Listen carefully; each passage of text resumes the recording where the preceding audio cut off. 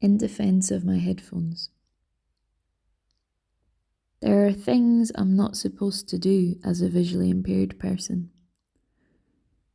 Unlike the activities that come under the separate category of things that I can't do because of the condition, for example, legally drive a car or fly a plane, I'm specifically not supposed to do these things because my safety would rely on the non-disabled world keeping its half of a bargain, which in my experience, it often doesn't have time for. One such thing is wearing headphones while I walk. I depend on my hearing. So in some ways it is self-sabotage to close off what might be my most useful navigational sense, like a restaurant striking its best seller from the menu. If a driver were to ignore a traffic light or a cyclist speed along a pavement while I was listening to music, I would be at an increased risk of harm. All that being said, there is something overridingly empowering about selecting a soundtrack and walking to it. Also, for me, silence is its own kind of danger. Culturally speaking, silence represents a kind of mythical supremacy. Peace and quiet is considered an ultimate aim, and not needing to listen is considered rest. In general, we don't value the opportunity to disengage from the visual world as highly, and I believe this stems from our relationship with the hierarchy of the senses. Research from the University of Edinburgh concluded that sight sits at the top of this hierarchy, and has done so since the Industrial Revolution and subsequent rise of capitalism. Before this seismic historical shift, taste and smell were prized as being the survival senses. In many indigenous cultures, contemporarily, this remains the case.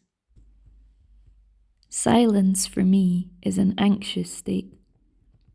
A world unforthcoming in announcing itself is impossible for me to travel through.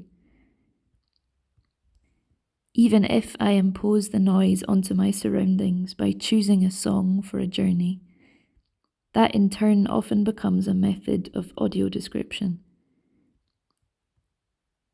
90% of the act of seeing is led by the brain, and almost everything we look at is a visual reflection of our own biases. A lyric about a bird might prompt me to notice one on a wall beside me. A key change might alert me to a movement in the clouds. I feel at peace when I don't need my eyes. Once, when at the ballet, the piece was scored so exactly that I was able to lower my high-strength binoculars. There is so much that we don't need to see. The tendons tightening in a forearm aren't what tell me that a lift is spectacular. I can enjoy the angles and all the work that I don't see as the dancers move between positions. I can watch how the light helps me to their shoulders. Had the orchestra fallen quiet at any moment, I'm not sure what my experience of that performance would have been. The whole structure of a theatre, both physically and financially, is a perfect representation of our cultural favouring of sight. Visual stimulation is considered your money's worth. That's why the better seats are more expensive.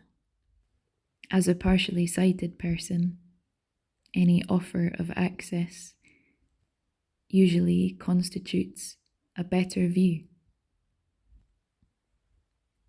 The role of racism and colonialism in the formation of the hierarchy of the senses is reflected in our perceived status of sight. It is considered something cerebral, philosophical, internal, closely entwined with ideas of the self and the mind. we are much less willing to acknowledge the external influence of other factors on our sight, as we frequently do with our other senses.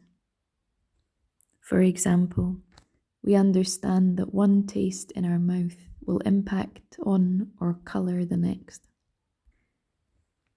On a car trip with friends, one paused the music to smell for what she thought was leaking petrol.